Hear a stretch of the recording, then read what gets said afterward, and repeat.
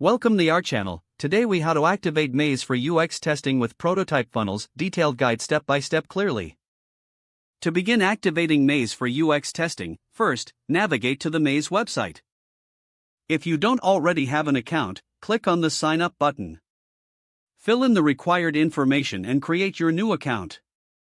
Once logged in, you will be directed to your dashboard. Click on the Create New Project button to start a new testing project.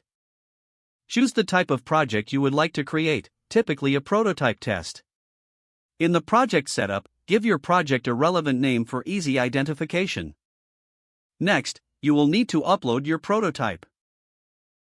Click on the Upload option and select your prototype file from your device. Maze supports various formats including Figma, InVision, and Sketch. Once uploaded, review the prototype to ensure it displays correctly. Now, click on the Create a Test button in the project dashboard. You will see options to choose different types of tests, such as usability tests or surveys.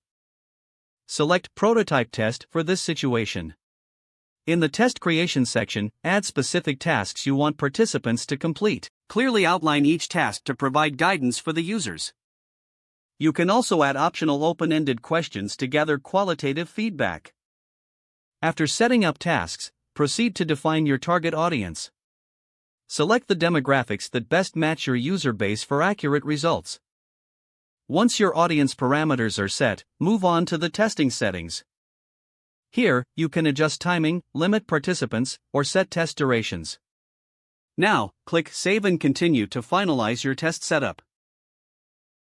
You will be prompted to review your entire project and test configurations.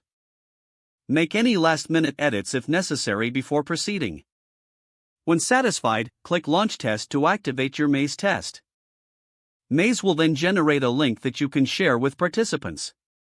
Copy this link to distribute it through your preferred channels.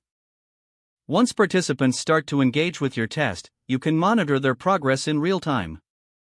Don't forget to like this video and subscribe to our channel for more step-by-step tech guides.